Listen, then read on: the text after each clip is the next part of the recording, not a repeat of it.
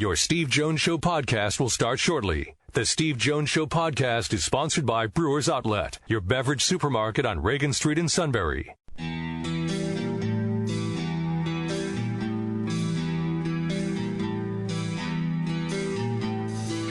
Sports talk where your voice counts. This is the Steve Jones Show on News Radio 1070 WKOK. Now from the Sunbury Motors Studio, here's Steve Jones.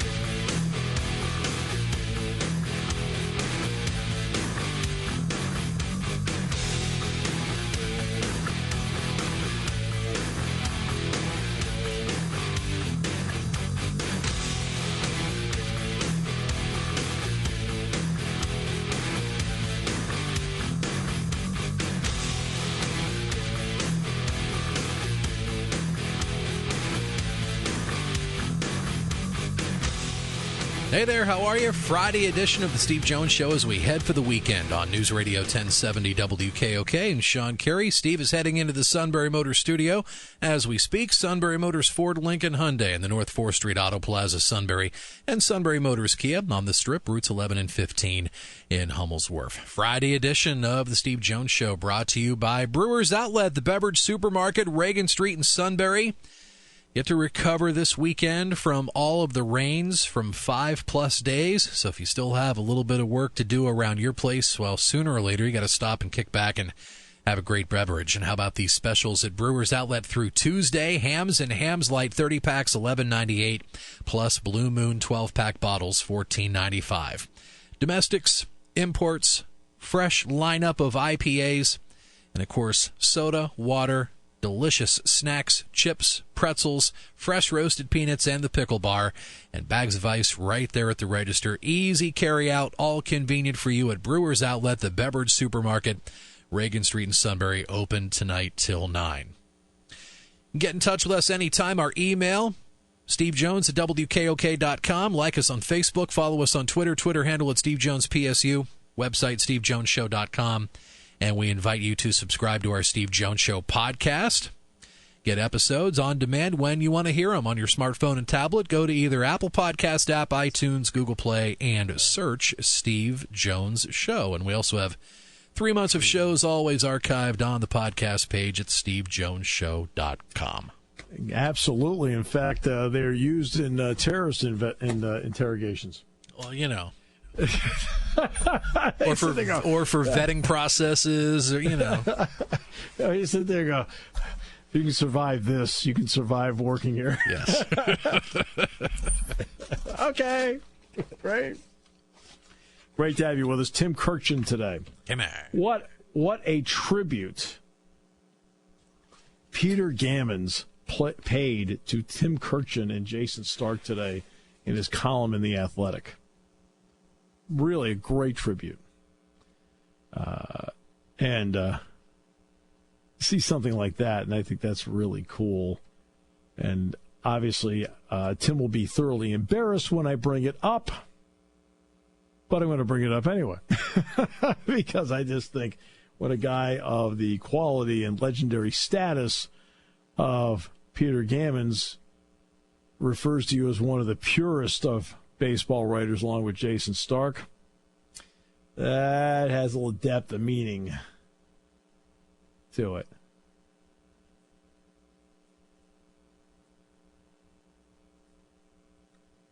Well, he falls into our category of old school. There's still nothing like, grabbing a paper, picking it up first thing in the morning, and what's the first thing you do? Check out the scores, the stats, latest numbers of individual players. I mean, right. That's the way you do it. Yeah, no, it's just, look, I always enjoy people who have a genuine love for the game, or it may be multiple sports, but have a genuine love to it. It's not a job to them. Yeah, it's a job, and there are some parts where you got to work harder to do whatever, but they love the job. They wake up every day, it doesn't feel like a job. Tim Kurkjian never once makes you feel like it's a job. Never. Merrill Reese never makes you feel like it's okay. Off to the mine we go. I mean, Merrill Reese never makes you feel that way, ever. Right? Todd Cowles is going to be gone. Harry never made you feel that way. Todd's dad never makes you feel that way. My brother. No. Oh, wait. Hold on. Let me reel that in for a moment. Jason Stark. I was going to say, how many times has he heard from Claire in the last year? Oh, you can leave the shop now. It's okay. But it's only across the street. Yeah, I know. It's actually not even across the street. He just has to walk. He just has to walk out the side and over, and there's the house. Boom. But this is what Peter Gammons wrote about Tim and about Jason Stark. I am in my 50th year in the news business and believe Tim Kurkjian and Jason Stark are the purest baseball writers I have ever known. How about that? Now that's quite a tribute. But it's accurate, too. It's absolutely accurate. We'll get to do a couple items here early, and then we'll work our way toward Tim Kurkjian and Todd Cowles, and then finally the mystic from the East, who will join us and enlighten us. And I'll have an interesting story for him to tell from vacation. The Penn State football has put itself obviously in a great spot. In a short period of time, they have gone from scholarship reductions and everything. I mean, I don't have to go through everything. Everybody who lives here knows it, okay? So we don't have to go through it, which is one of the great items of like doing a show like this. You don't have to really rehash what that, where they've been. But we know what they've done the last 2 years. It is very difficult in today's college sports world, football, basketball, to fight your way to get into the top 25. I think there are some people that think it's easy to be in the top 25. Oh, yeah, you're 20, 21. You're really not that good. You're 20, 21. It's hard. Okay? Those statements are just made by people. To be honest with you, those statements are made by people that don't like sports. That look at covering sports as a job.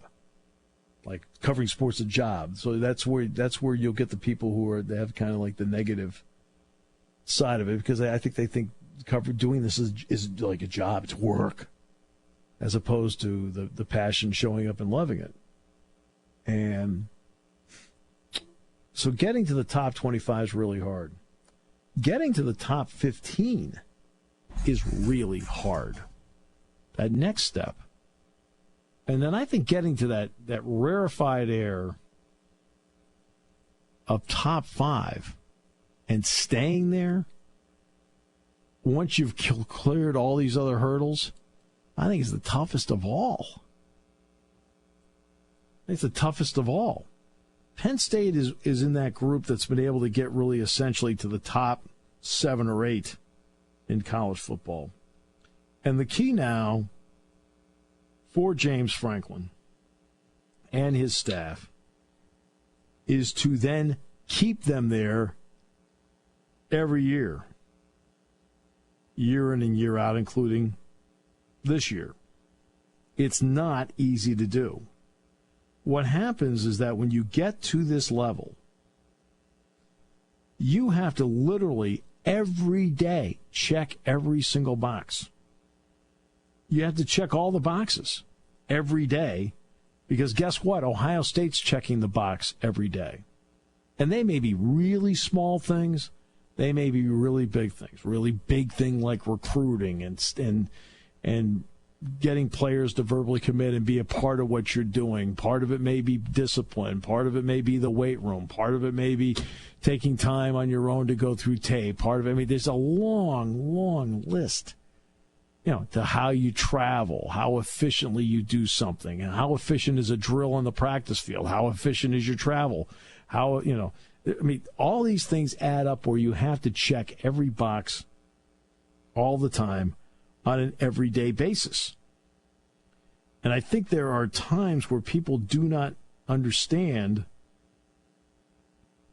that in order to stay in this spot, in order to get yourself to maintain this level, in other words, hey, we're back.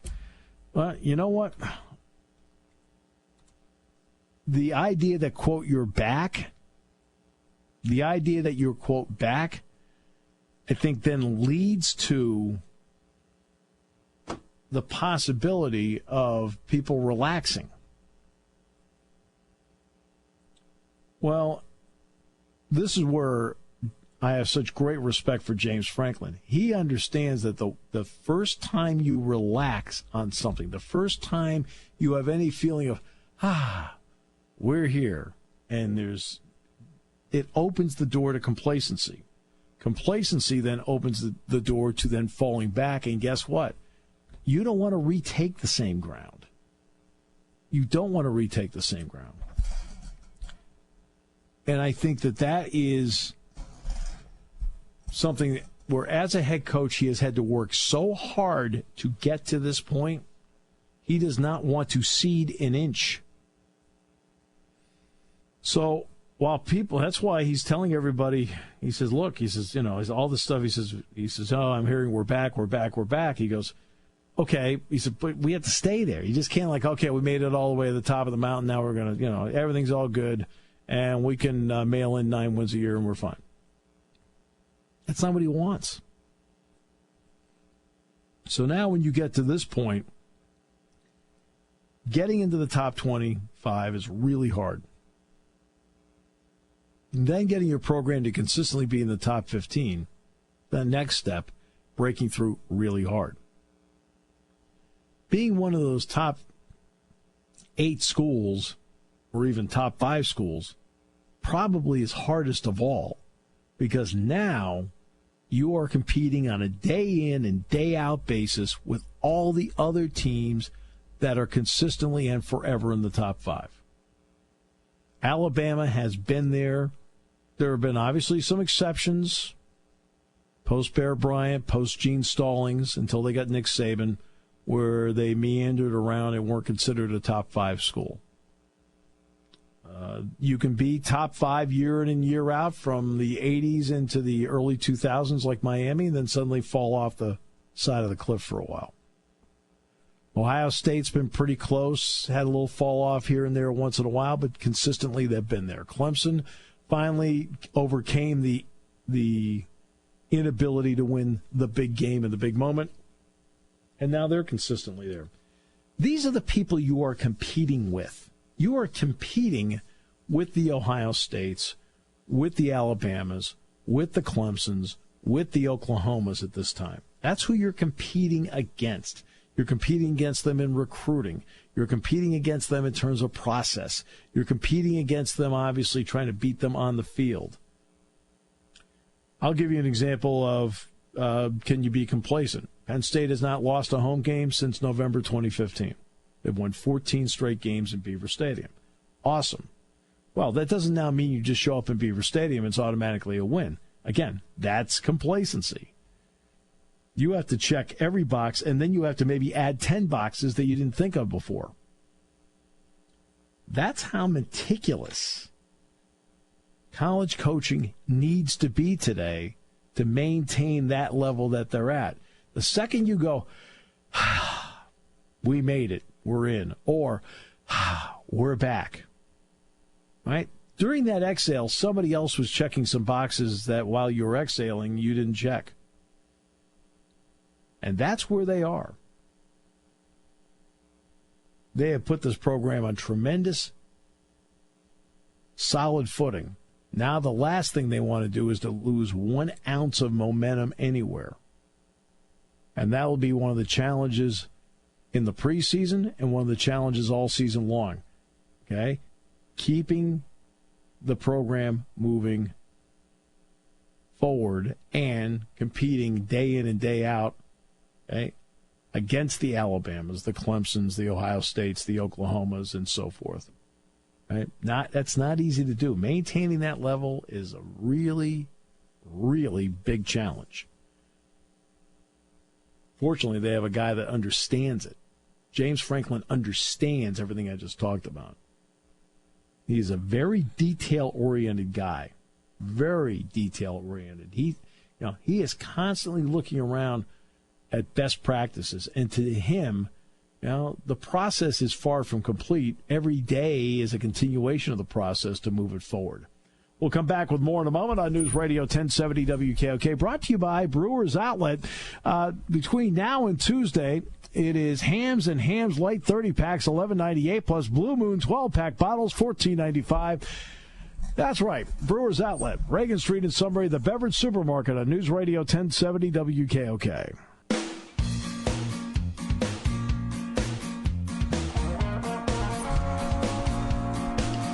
I mean, the bottom line is, Sean, that you can never be complacent. You just can't make a sale and feel like you're done for the month, Oh, okay. Oh, I know what you're saying now. Gotcha. Yep. Yeah. Even though it's the 27th. Well, you can't wait till the end of the month to make it either. But I'm laying the foundation for next month. So he sure, says. Yeah, right. Yeah, sure, yeah. Yeah, it's quite a life. All right. Great to have you with us on the show today. But I wanted to get that going first because there is always that feeling, all right, we're back. Okay, well, as fans, you can feel that way. The head coach can't feel that way. He's got to feel like he's got to fight for every inch every day, and he can't feel like he can concede a single inch moving forward. That's the big challenge. Once you get there, staying there becomes a huge, huge proposition. So I wanted to at least get going with that. Now, it turns out that we've got a couple of people on the show today that in their professions, that's what they do. Tim Kurkjian, for the love of the game, is out there every day cranking out great material. Todd Callis every day goes out and does Astros games. I mean, believe me, he did seasons where the Astros weren't very good. Weren't very good at all. Let's see. Wheels is coming up on Monday's show. Neil Coulong on Tuesday's show. We're going to have Phil Steele is going to join us a little bit more than a week. Phil Steele's going to be on.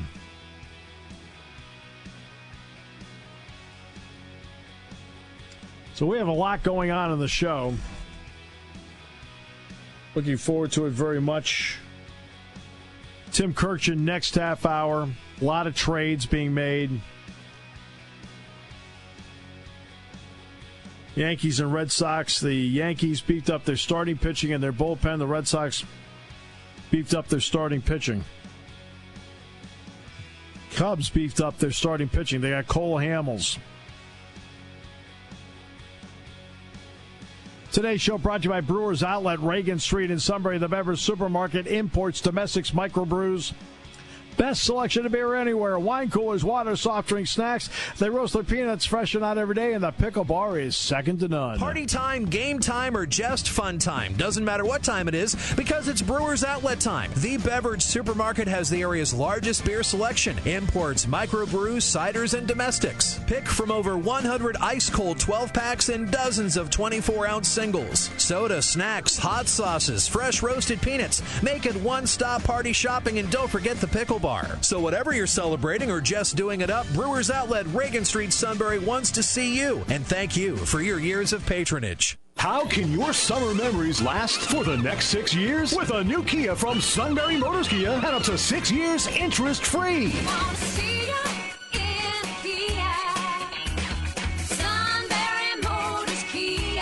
Sunbury Motors Kia is helping make summer memories last and last during the America's Best Value Summer Clearance with 0% financing for up to 72 months. That's 6 years. On 2018 Kia Optima, Serenos, and Sportages. Own a 2018 Kia Optima for just $258 a month. A 2018 Kia Sportage can be yours for only $269 a month. Both for 72 months. Get 0% financing for up to 66 months on 2018 Kia Forte, Souls, Nero, Sedona, and Cadenza. Own a 2018 Kia Soul or 2018 Forte for only $225 a a month for 66 months. Celebrate summer with America's best value. The industry-leading 10-year, 100,000-mile powertrain warranty. Sunbury Motors Kia. Routes 11 and 15, Hummel's Wharf. Offer expires 7/31/18. Financing through KMF for qualified buyers. Warranty is a limited powertrain warranty. For details, see retailer or go to kia.com.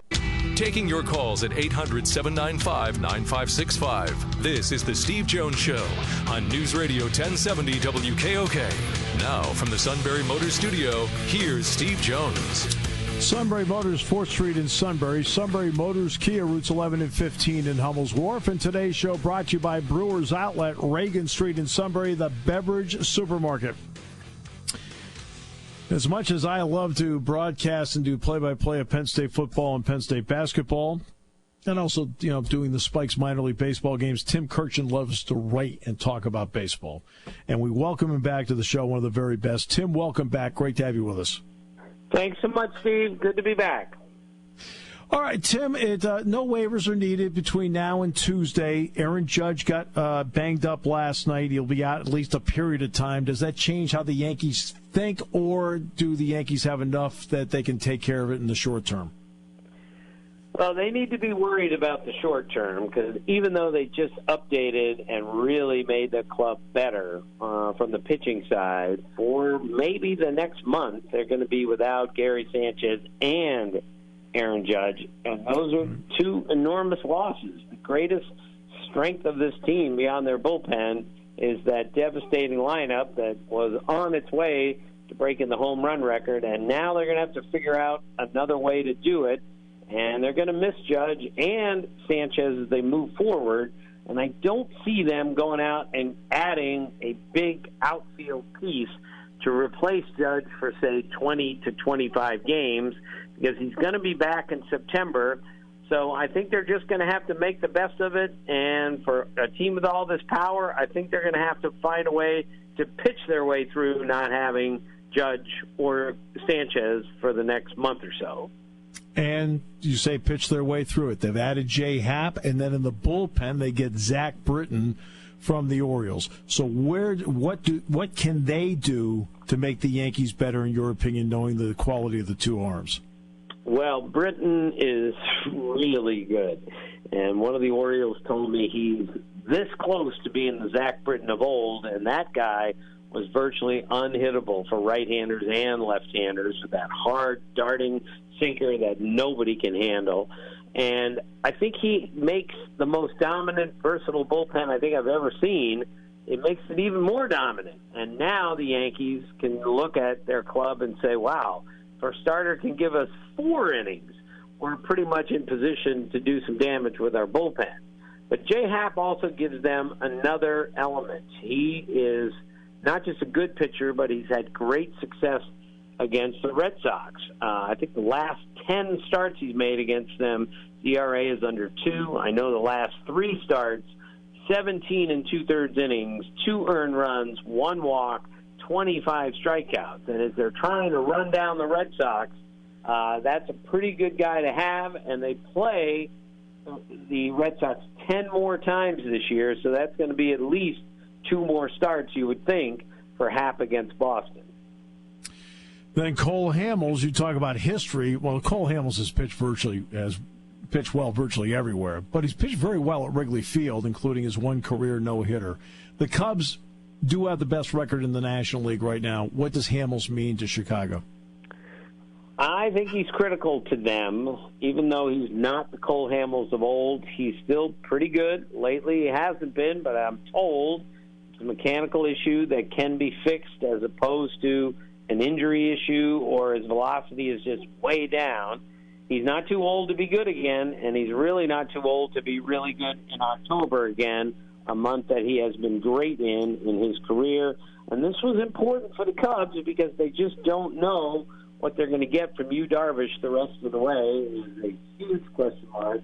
And their starting rotation just hasn't been what it's been over previous years, including in their World Series year. The reason they are where they are right now is they lead the league in runs scored. Their defense is very good now. Their bullpen is above average. Their starting pitching has been average. And the best of Cole Hamels will really give a boost to that rotation. Now let's get you talk about J-Happ maybe able to make 2 starts against the Red Sox on the other side. Nathan Eovaldi may be able to make 2 starts against the Yankees. He throws hard, and in postseason that really helps. But what do you see in the acquisition, especially considering Rodriguez and Pomerantz for the Red Sox and the fact that one's been banged up and one's coming off the DL? Right. Well, those injuries to the Boston rotation necessitated going to get another starter. And, Steve, you said it. In this stage, velocity is absolutely the king. With all of our hitters, almost all of our hitters, trying to get the ball up in the air, working on their launch angle, the best way to attack guys who have changed their launch angle is to try to throw above the barrel of the bat with high velocity. And that's what Eovaldi does very well. And that plays more than anything in the postseason. So they picked up a guy who should be able to help them greatly down the stretch, given the injury issues, and should be in the rotation in the postseason, given his style of pitching. We'll see how he does in a big-time pennant race like this, but my guess is 95 to 97 miles an hour plays just about anywhere.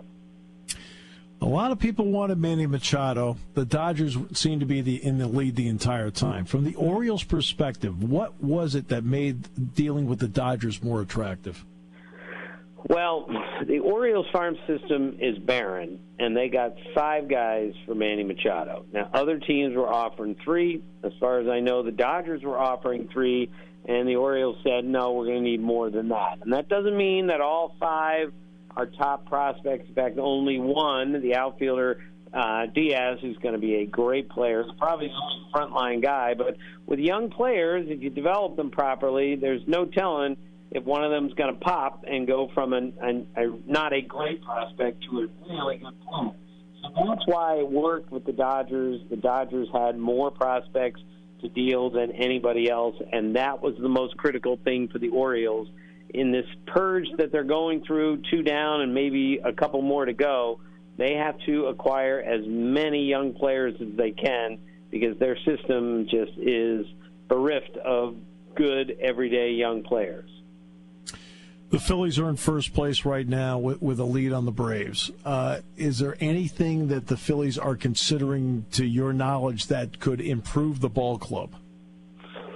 Well, like every other team, they're going to look at another starting pitcher. Like every other team, they're going to look for bullpen help. And even though the best of that group have moved, I still don't think the Phillies are done. And, yes, they were in on Machado, and they're not going to get anyone close to him, but I wouldn't be surprised if they look for a bat, maybe someone on the left side of the infield that could help them. But it's just not the same group when you lose out on Machado. But they'll do something, because the Phillies realize we're here a year ahead of schedule, and we got a chance to do something special here, and the best way to do that is to add, and I think they will. I just don't think it's going to be a giant add. It's going to be a helpful one, but not a huge one. All right. This is also with the Hall of Fame coming up. What were your thoughts on this particular class, and what makes, every class is special in its own way. What makes this Hall of Fame class special to you? Well, it's a great class. I mean, you look at Vlad Guerrero, 318 with 449 homers, one of 6 guys ever to do that, and one of the great athletes I've ever seen play in the big leagues. Then there's Chipper Jones, who for me is one of the 4 greatest third basemen of all time, with Mike Schmidt, Eddie Matthews, and George Brett. That's pretty darn good company. Yep. Jim Thome has 612 homers, 13 walk-offs, most in Major League history.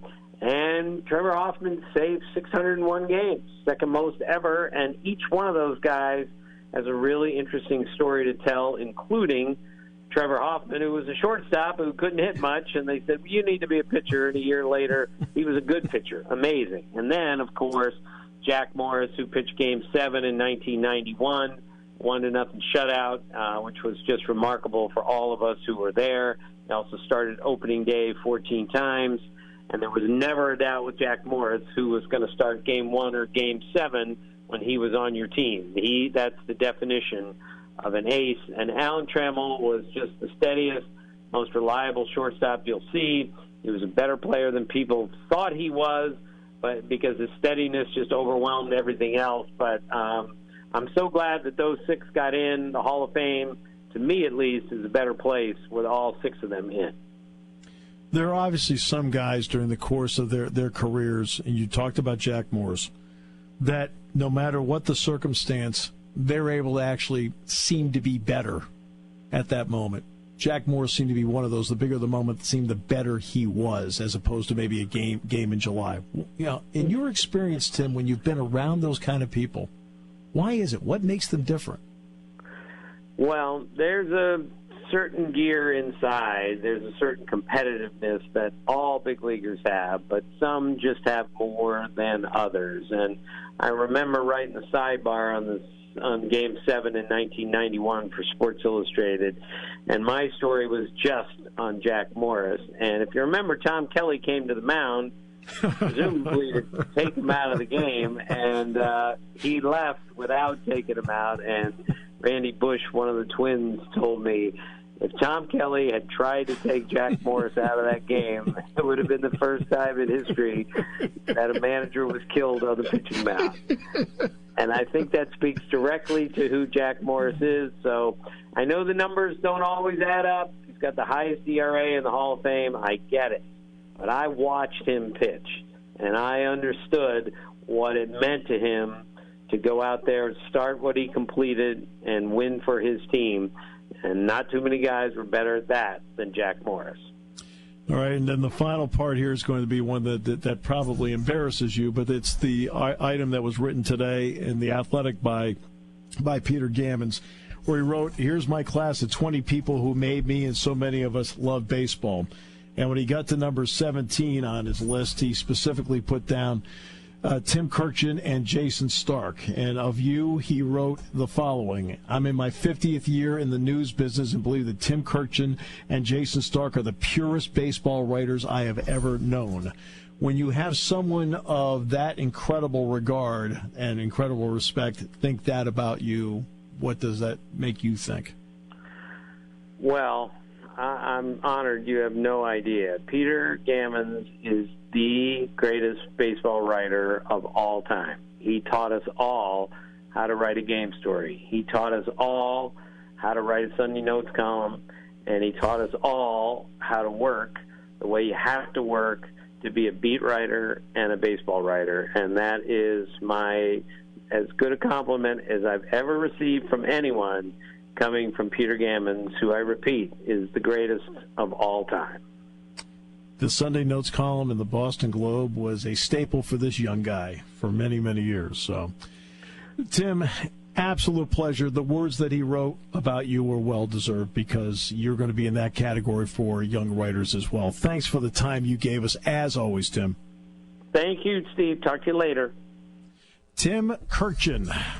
He is one of the best of this generation, and future generations will look at him the way he looks at Peter Gammons. We will come back with more in a moment, brought to you by Brewers Outlet on News Radio 1070 WKOK.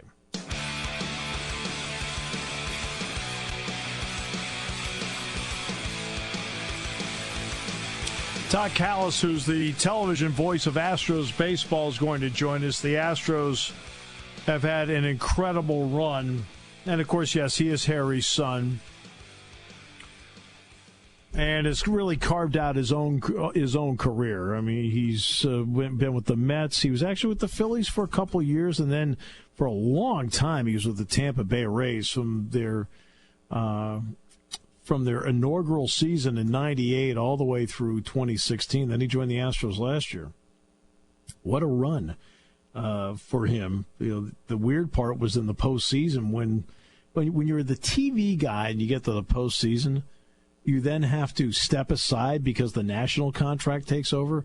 That has to be weird for an announcer. Fran Fisher was in that position for years. Fran, 19 years Fran was the play-by-play voice of Penn State football. 13 the first time through, and then 6 with George. And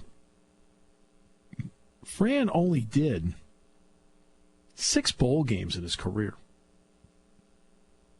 He only did 6. He did the Sugar Bowl, and then he didn't do the Rose Bowl in the 94 season. He didn't do the Rose Bowl. He then did the next 5 after that. because they always had to step aside for the national radio guys. Always. So, for him broadcasting bowl games, it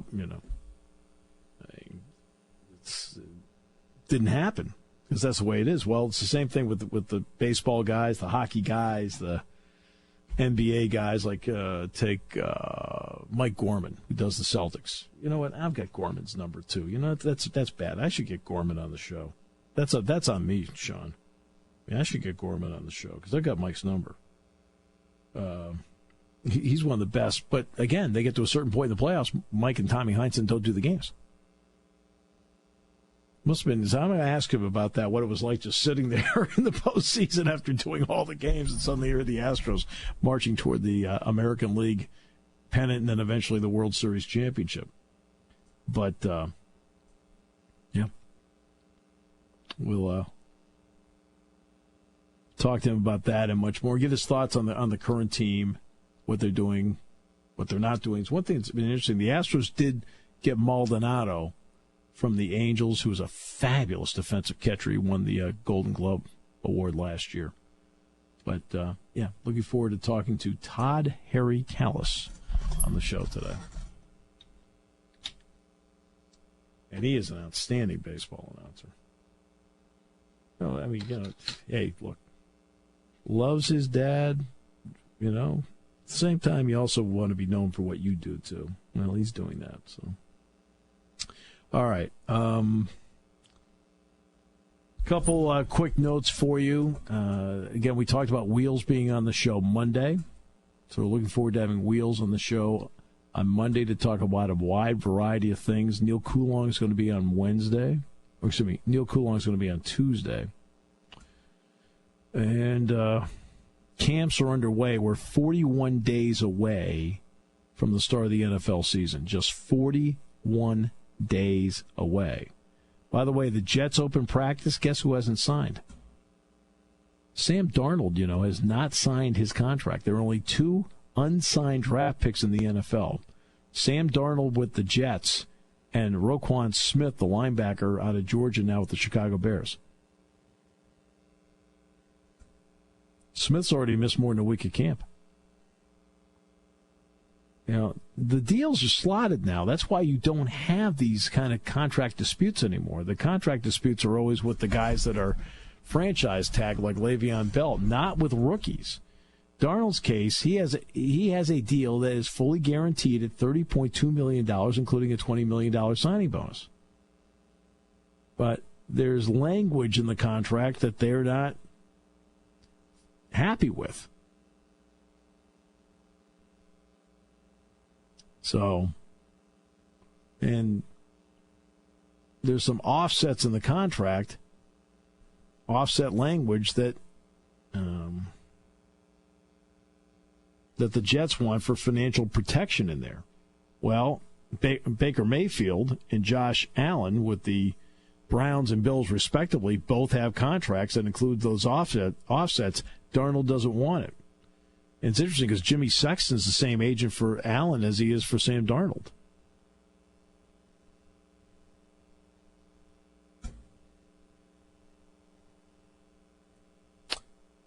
We'll see, but those are the 2 guys that haven't signed. Sam Darnold with the Jets and Roquan Smith with the Bears. Okay. Everybody else is signed and in camp. Le'Veon Bell's not in camp, much to your chagrin. Your patience for him has waned, I can tell. Oh, I know. Yeah, well, the patience left a long time ago. He tweeted last night a cover of, I don't know if it's his new rap album or a new rap single, and I was about ready to throw my iPhone across the room. Yeah, priorities. Yeah, it's like if he could just...